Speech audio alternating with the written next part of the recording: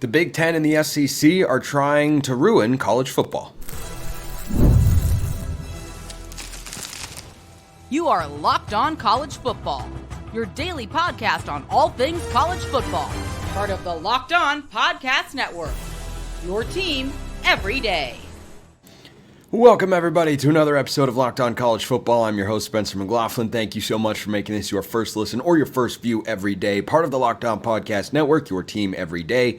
This is your daily source to stay up to date with the biggest stories in the greatest sport on planet Earth. Realignment, the coaching carousel, the transfer portal, all that and more. We've got you covered every day. Today's episode is brought to you by our friends at Nissan. Are you the kind of driver that likes to push things a little further? Ever wonder what adventure could be around the next corner? Take the Nissan Rogue, Pathfinder, or Nissan Armada and go find your next big adventure. Check them all out today at nissanusa.com. Playoff changes are on the way. Arizona in the Big 12 is not the team that you think they are.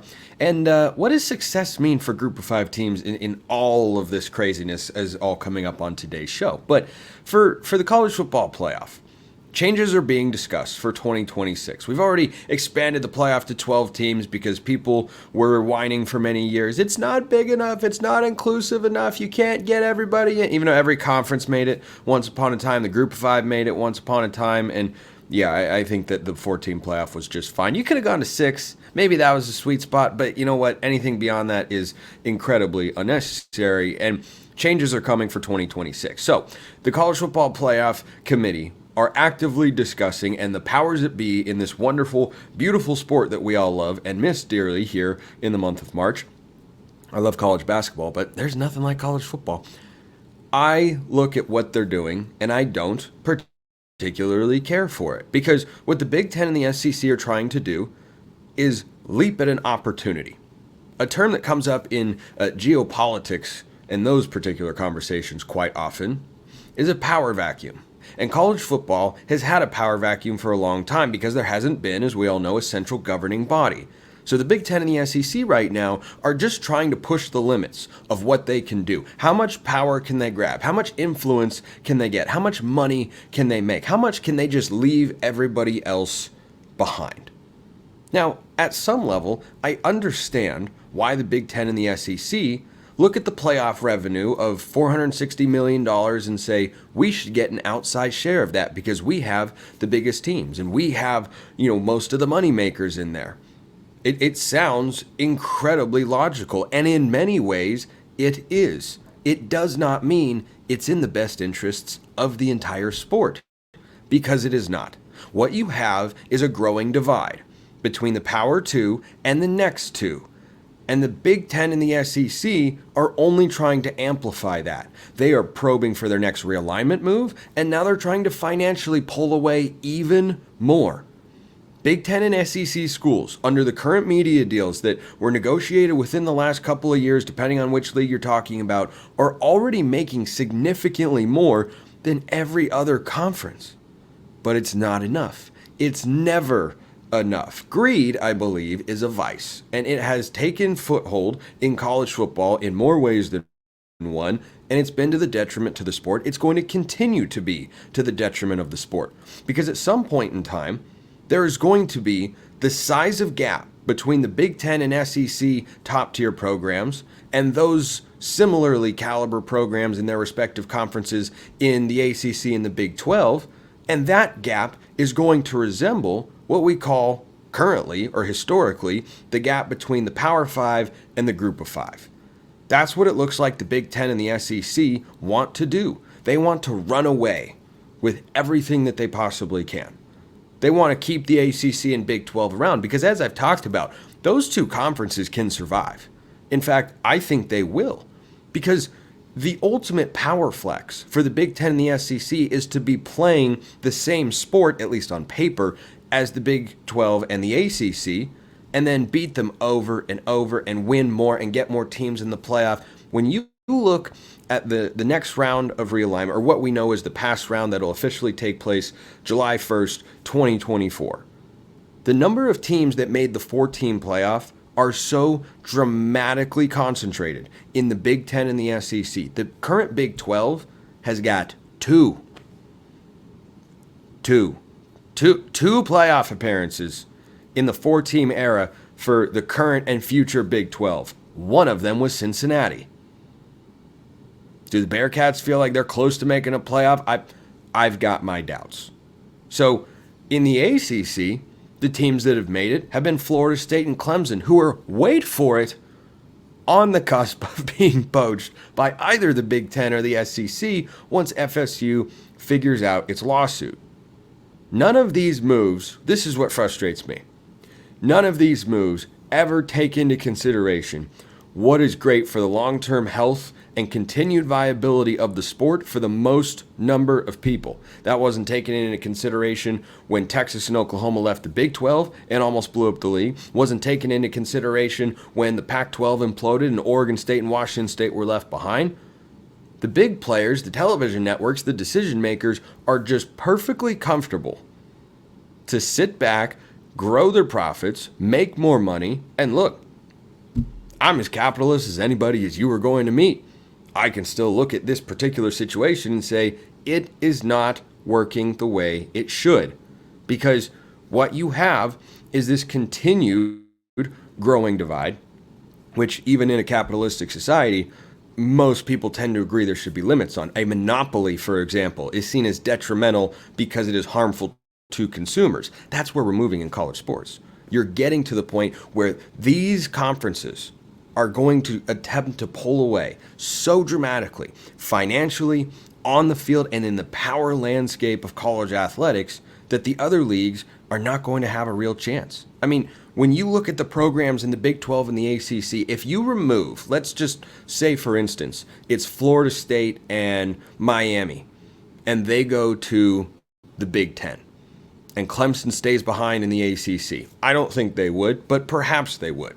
Let's just say, just as a hypothetical, I'm not reporting anything of the sorts, but if that takes place, who do you have left in the Big 12 or the ACC or the Group of Five that could realistically even make considerable noise in the college football playoff? Who's proven they're capable of spending and investing and developing the sort of infrastructure it takes to cobble together a program to compete at least on a game-by-game basis, maybe not all the way to the national championship game, but just in this expanded playoff?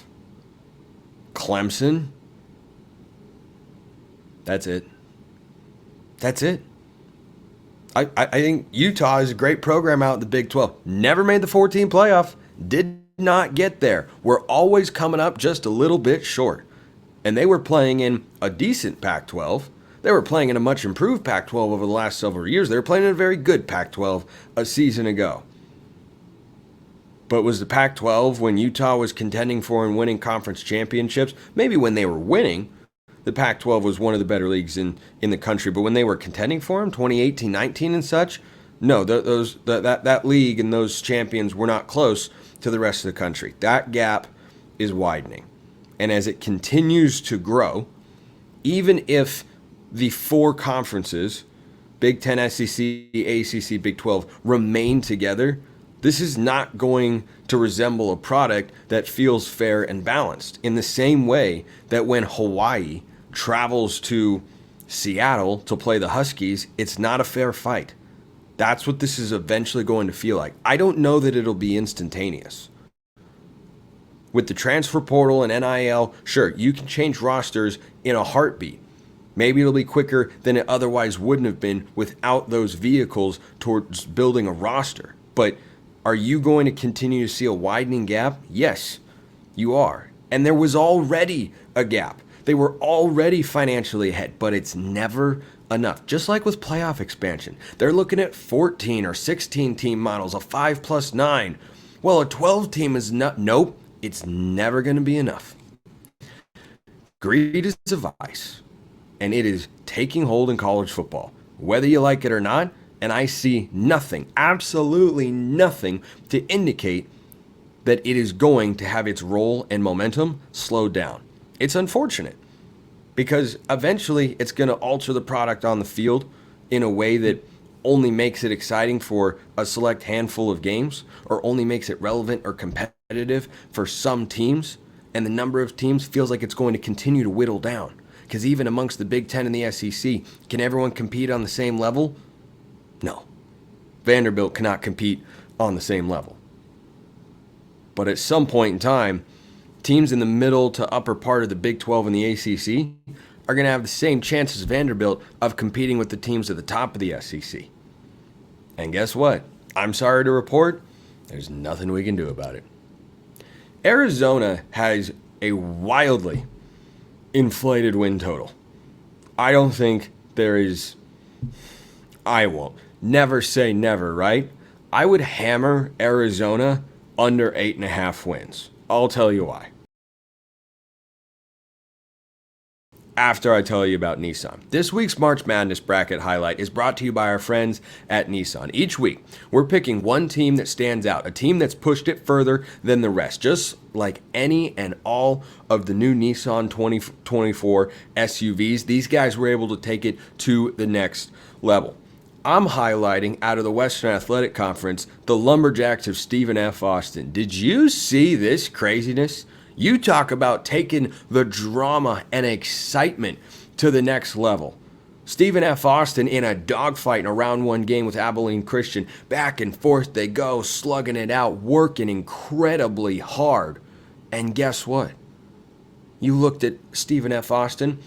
They get a block, go up the court, three-pointer out the buzzer. AJ Kajust, 3 to the dome for the win.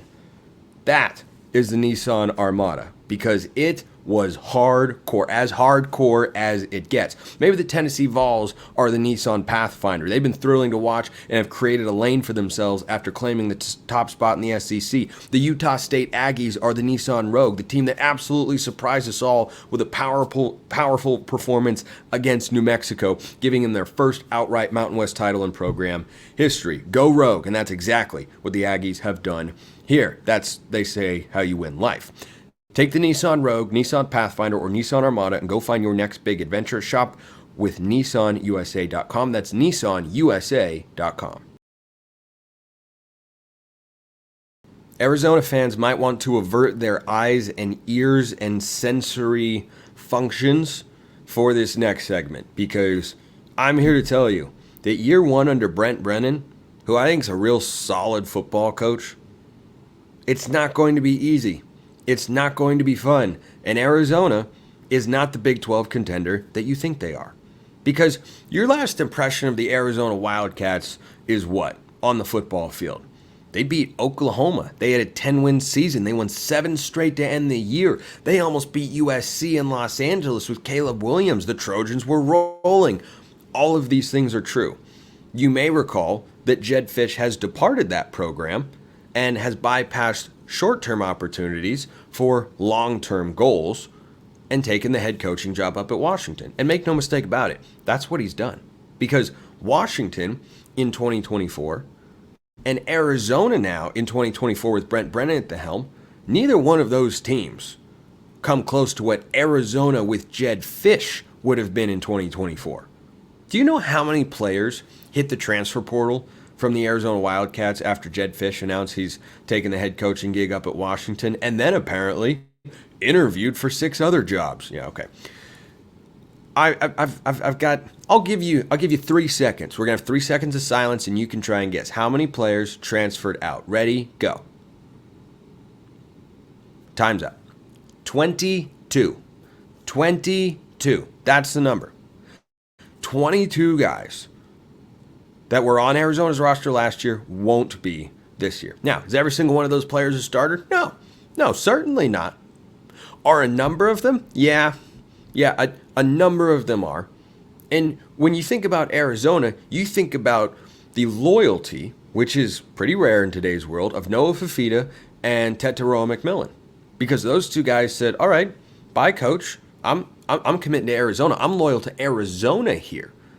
That's who I committed to play football for. Those are the fans that I want to support, that I want to reward for the way they supported us this year. And so those 2 guys are back. That's the foundation of your offense. But do you know who's not on that Arizona offense next year? Jonah Coleman, the running back, was probably the most underrated running back in all of the Pac-12 last year, which was the deepest conference in America. Jacob Cowing is off to the NFL. Tanner McLaughlin, he's out of eligibility. Really, really nice piece at tight end. That's 3 legit weapons. In addition to pieces that have been lost on both sides of the ball of starting caliber that are no longer suiting up for Arizona. They've brought in 10 players via the portal. But by any metric, whether it's 24/7 Sports or any other service or just the eyeball test, Arizona's roster has taken a hit. So to say that they can perform at the same level when you've got a new head coach and therefore a different play caller, and Jedd Fisch is a very good play caller, I don't expect Arizona to be at the level they were last year. They were a 9-3 football team in the regular season. Did you know that they played 10 Power 4 programs this year? Yeah, bit of a unique schedule here because Arizona plays a non-conference game on September 13th. It's in Manhattan, Kansas. Wait, aren't Big 12 teams at? Isn't Arizona in the Big 12? You'd be correct in saying all of this. And the Wildcats are going to play, because it was part of their schedule previously when they were in the Pac-12, RIP. They're going to play Kansas State. Well, they're still playing Kansas State. They're going to travel to Bill Snyder Family Stadium and give it a go. The old college try, if you will. But that'll be a non-conference game. So not only do the Wildcats have the unique situation of having 10 Power 5 opponents on their schedule, here's their schedule. They start with New Mexico and Arizona. Neither one of those is going to be a problem. Neither one. They're going to be just fine. New Mexico, Northern Arizona, they're good. 2-0. At Kansas State, and then the next week they're at Utah following a bye. If I had to script the least perfect way to begin your new year in the Big 12, can I just say that the two teams that I and the sports books and betting markets and whatnot have as the two favorites in the league being your first 2 Power 5 games, that would be the worst way to do it on the road? You have to go to Rice-Eccles Stadium. Do you know how many times Utah has lost at Rice-Eccles Stadium with fans in the stands since 2018? One time. One time. Now, last year, Arizona, when Utah came to town, blasted the Utes. It got ugly. Was not a correct pick on my part. I thought it was a bounce back spot. The Utes hadn't lost consecutive games in about 5 years or so under Kyle Whittingham. They lost consecutive games that week.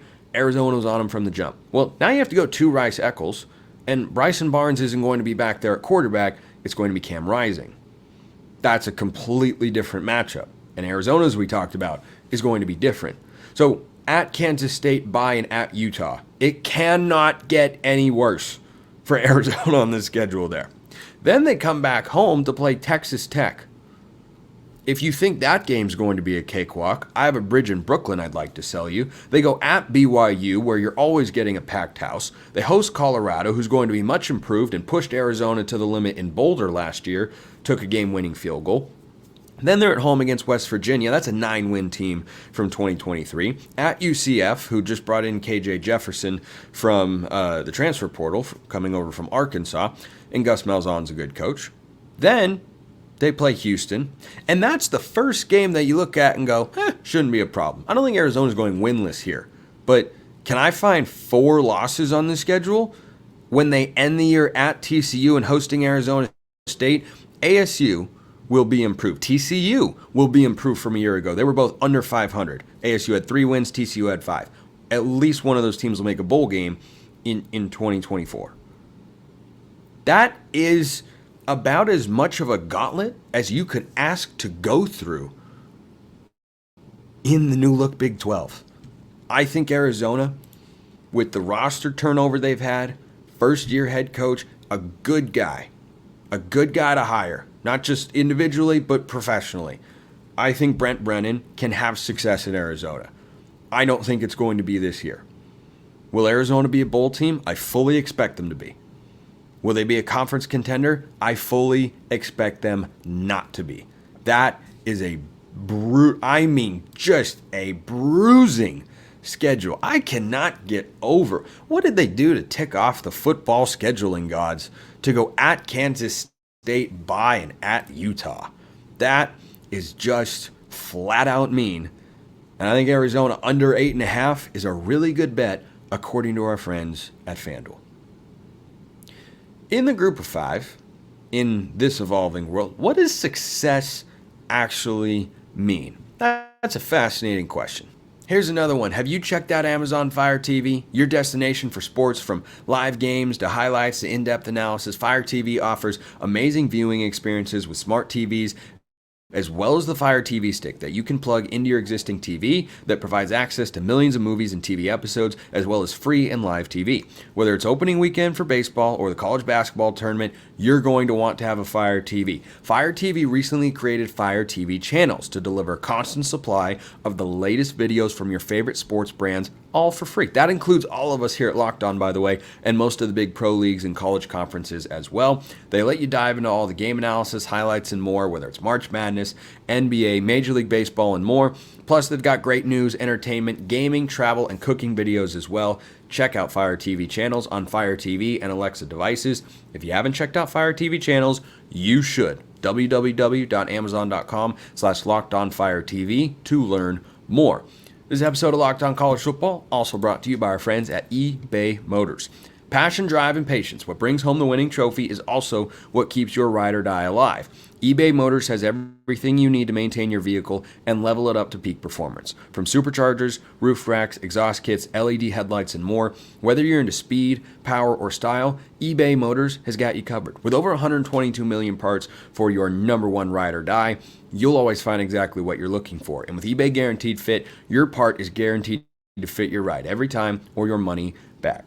Because with eBay Motors, you're burning rubber, not cash. With all the parts you need at the prices you want, it's easy to turn your car into the MVP and bring home that win. Keep your ride or die alive at ebaymotors.com. Eligible items only, exclusions apply. eBay Guaranteed Fit only available to U.S. customers.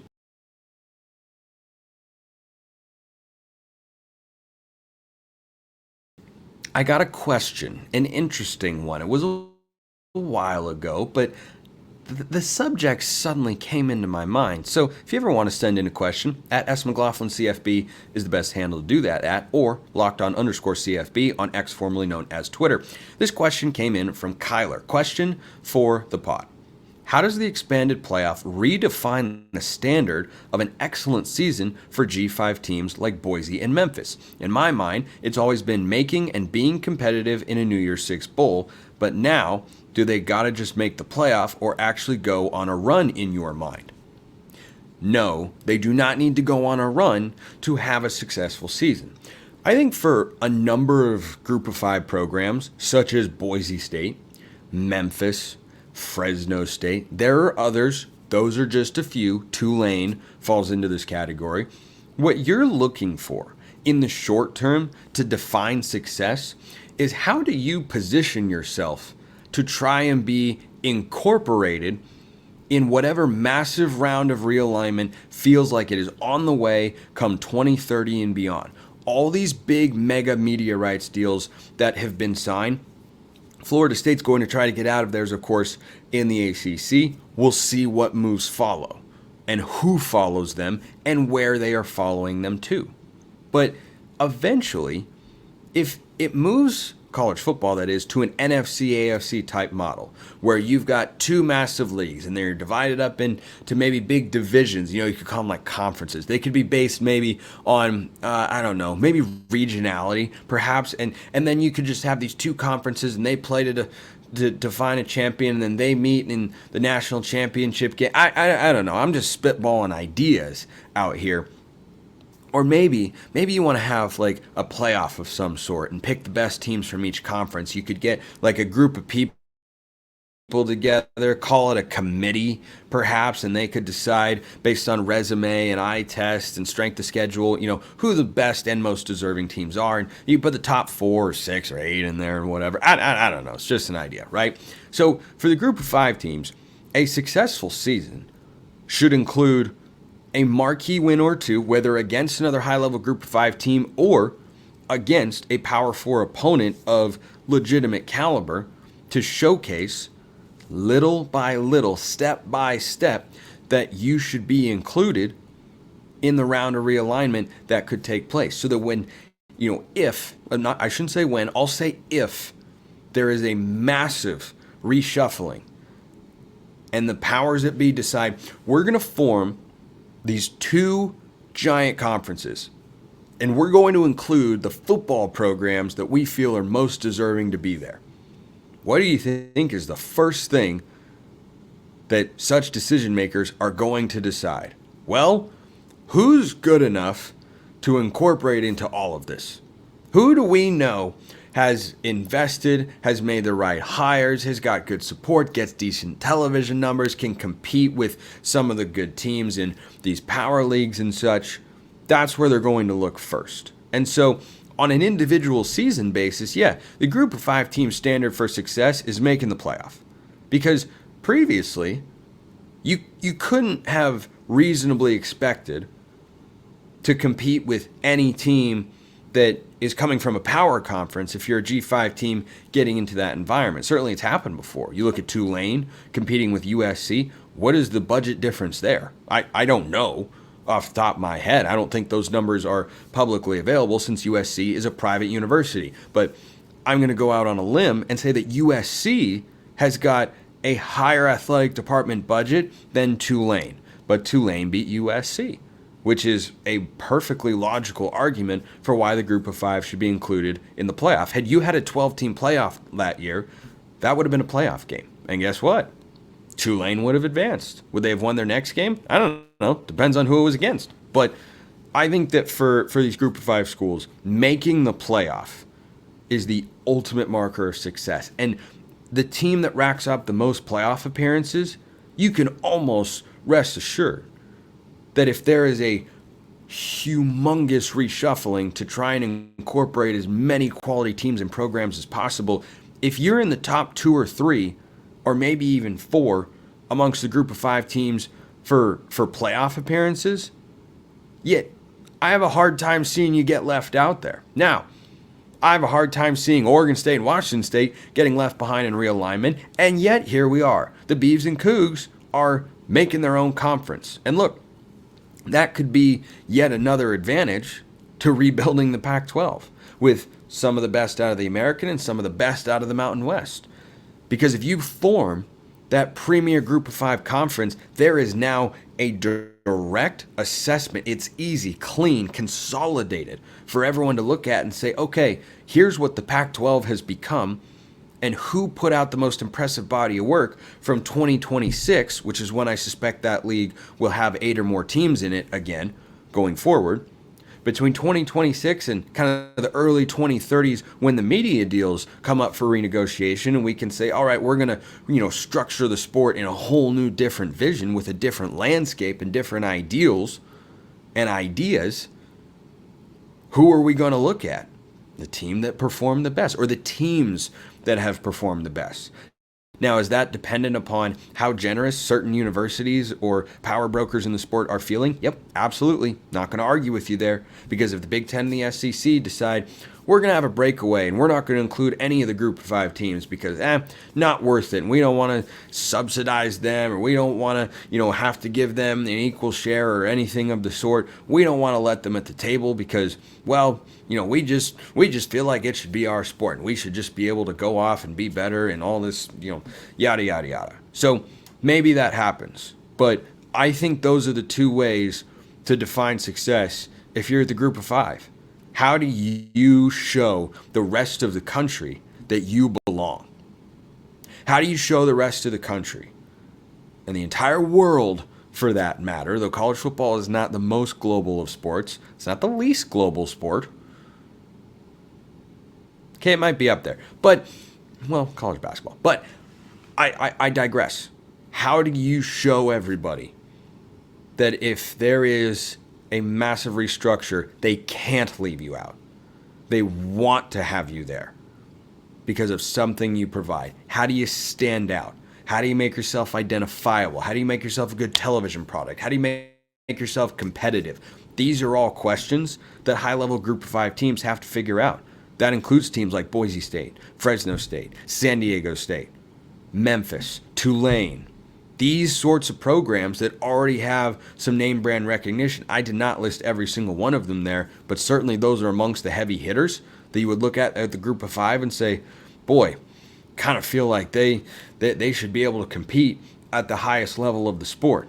You got to be able to showcase that. And playoff appearances are a great way to do it. They're a great way to do it. Winning a playoff game every now and then is an even better way to do it. Because if you can do it with less resources, fewer resources is the correct grammatical term there, what can you do with more resources or closer to equal resources? That's the question you want to put in everybody's mind. You've got to hire Leonardo DiCaprio in Inception and find a way to plant that idea and let it grow and let it fester. That is what success looks like at the group of five going forward. Position yourselves to be involved in the next massive round of realignment. And there may be a couple rounds before then. Appreciate everyone listening. I will see you next time. And until then, hope you have a wonderful rest of your day.